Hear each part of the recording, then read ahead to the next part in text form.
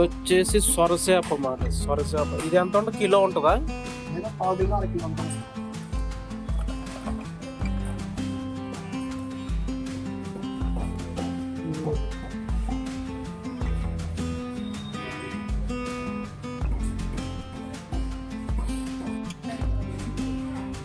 వచ్చి 1 kg ఉంటుంది సొరచేప అయితే తీసుకున్నాం మాట. ఇప్పుడు ఆయన కటింగ్ చేస్తున్నాడు.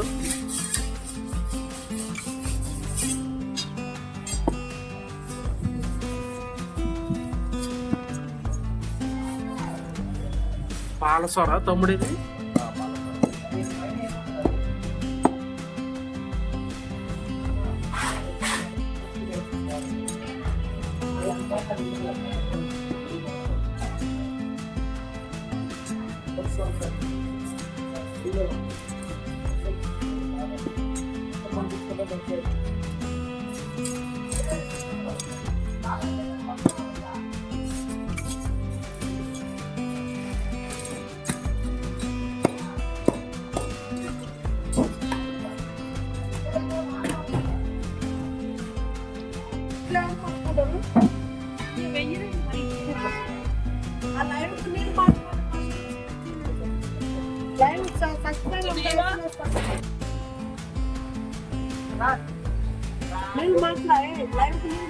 అండి మా ఆయన అయితే సొరచేప ముక్కలు అయితే తీసుకొచ్చేసాడు అక్కడ.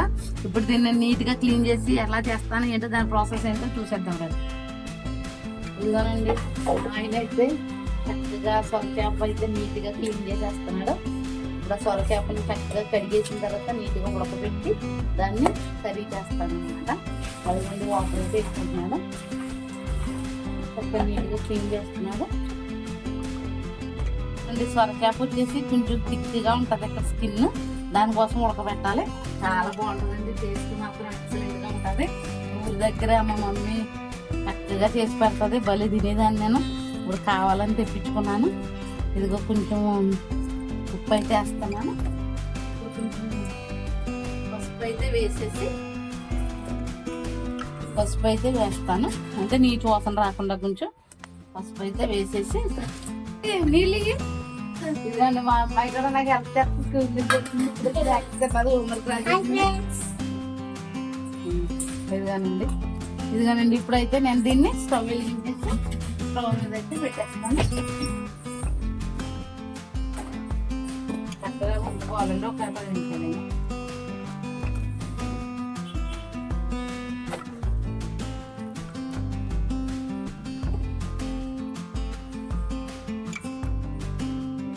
ఇదిగోనండి ఇప్పుడు నేను చేయబోయే కర్రీకి ఏమేమి ఇంగ్రీడియంట్స్ కావాలో రెడీ చేసుకుంటున్నాను. ఇదిగో ఉల్లిపాయలు, పచ్చిమిరపకాయలు, కరివేపాకు. ఉల్లిపాయలు పచ్చిమిరపకాయలు అయితే చిన్న చిన్న ముక్కలు కదా, మనం ఎగ్ ఫ్రైకి ఎలా కోసుకుంటాం అలా కట్ చేయాలండి. ఇదిగో ఇదైతే ఉడికిపోయింది, దింపేసాను. ఇప్పుడు దీన్ని కూడా క్లీన్ చేస్తాను. ఎలా చేశాను అన్నది ఎక్కడ స్కిప్ చేయకుండా అయితే చూడండి. ఇదిగోనండి నేను చెప్తాను కదా పచ్చిరొయ్యలు అన్ని కర్రీస్లో వేసి ఫ్రై చేసుకుంటాననేసి. ఇదిగో పచ్చిరొయ్యలు కూడా తెప్పించుకున్నానండి సొరచేపతో పాటు.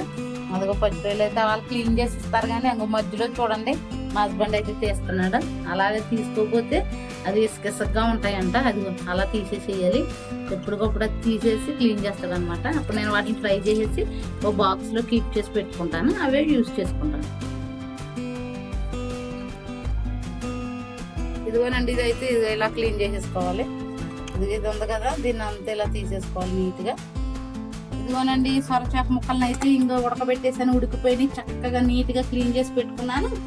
ఇదిగోనండి ఇప్పుడైతే నేను స్టవ్ అయితే వెలిగించుకుని కర్రీ ప్రాసెస్ అయితే చూస్తున్నాను. ఎక్కడ స్కిప్ చేయకుండా చూడండి. ఈ కర్రీ మీరు కూడా చేసుకుని టేస్ట్ ఎలా ఉందో చెప్పండి, చాలా బాగుంటుంది. అదిగోనండి బాండి అయితే పెట్టుకున్నాను. అవునండి మన టేస్ట్కి తగ్గ సాల్ట్ అయితే వేసుకుంటున్నాను. ఇంకా ఇందులో టమాటా అలాంటివి ఏ చింతపండు అలాంటివి ఏమి యూజ్ చేయరండి, బాగుంటుంది చక్కగా.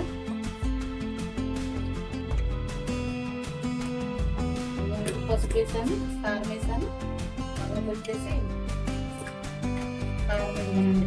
కారం కొంచెం ఎక్కువ వేసుకోవాలి, నీకు వాసనలో వస్తుంది కదా. కొంచెం క్లీన్ చేసి ఇచ్చేసాడు మా హస్బెండ్. వీటిని ఇప్పుడు ఫ్రై చేస్తాను. ఇది చూపించినప్పుడు అది కూడా చూపిస్తాను, అది కూడా చూపిస్తాను.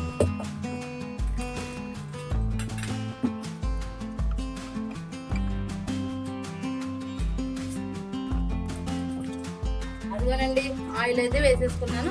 కొంచెం ఆయిల్ ఎక్కువ వేసుకోవాలండి, అయితే బాగోదు. సరే అదే కట్ చేసుకున్నాం కదా, ఇవైతే వేసేస్తున్నాను. చూడండి, ఉల్లిపాయలు కొంచెం ఎక్కువ వేసుకోవాలండి, బాగుంటుంది కర్రీ. ఇదేనండి, ఉల్లిపాయలు అయితే గోల్డెన్ కలర్ వచ్చి అంతవరకు చక్కగా ఫ్రై చేసుకోవాలి. చక్కగా ఫ్రై చేసుకున్న తర్వాత అప్పుడు ఇది మంచిగా బాగా పిసికేసి మంచిగా చక్కగా చేసేసి అన్ని పొడి పొడిగా చేసుకుని ఇందులో అయితే వేసేయాలి. చాలా ఈజీ అండి, బాగుంటుంది కూడా, ఈజీ అండ్ టేస్టీ కర్రీ.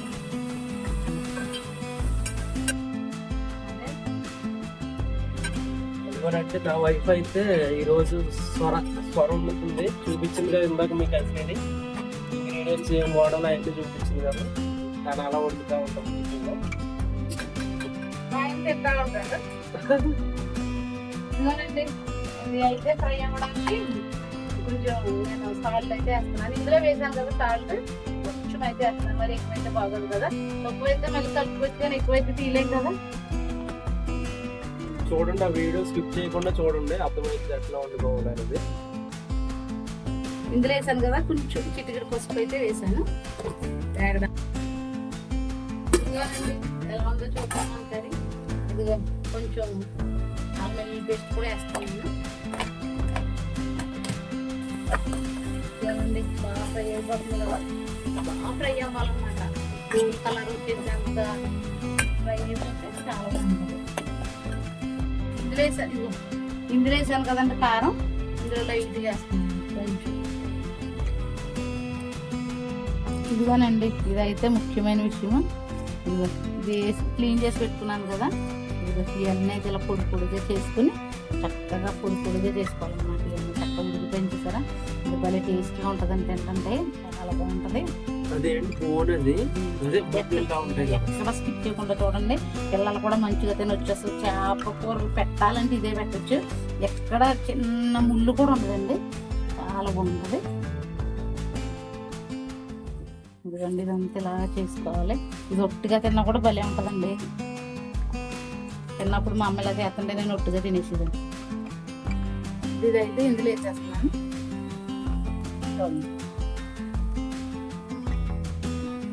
చాలా ఇష్టం అండి నాకు సొర చేప కర్రీ అంటే. కొంచెం ధనియాలు పౌడర్ అయితే వేస్తాను, కొంచెం కోసం కొంచెం గరం మసాలా అయితే వేస్తాను కొంచెం.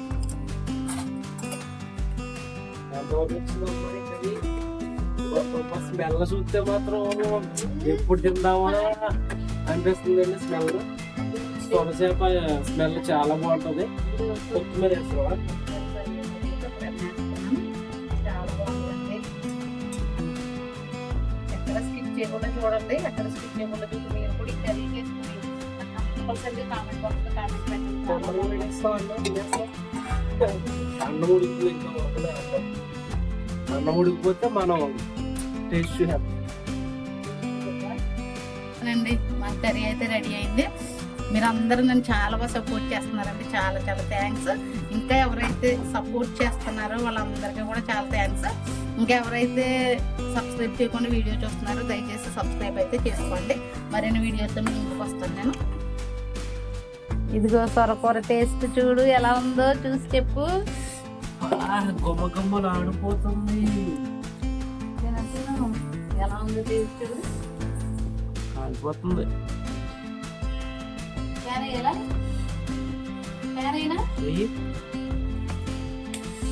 వైట్ రైస్ లో సొరకూర కలుపుకొని మొత్తం పెట్టుకుంటే ఒక్క రకంగా ఉంటుంది టేస్ట్. సొరకూర అయితే తీసుకున్నాను, కలుపుకున్నాను. ఇందులో చూద్దాం టేస్ట్ ఎట్లా ఉంటుందో.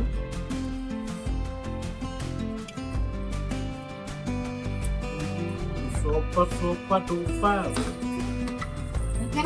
ఈ వీడియో మీకు నచ్చినట్లయితే షేర్ చేయండి, సబ్స్క్రైబ్ చేయండి, లైక్ చేయండి. Thank you.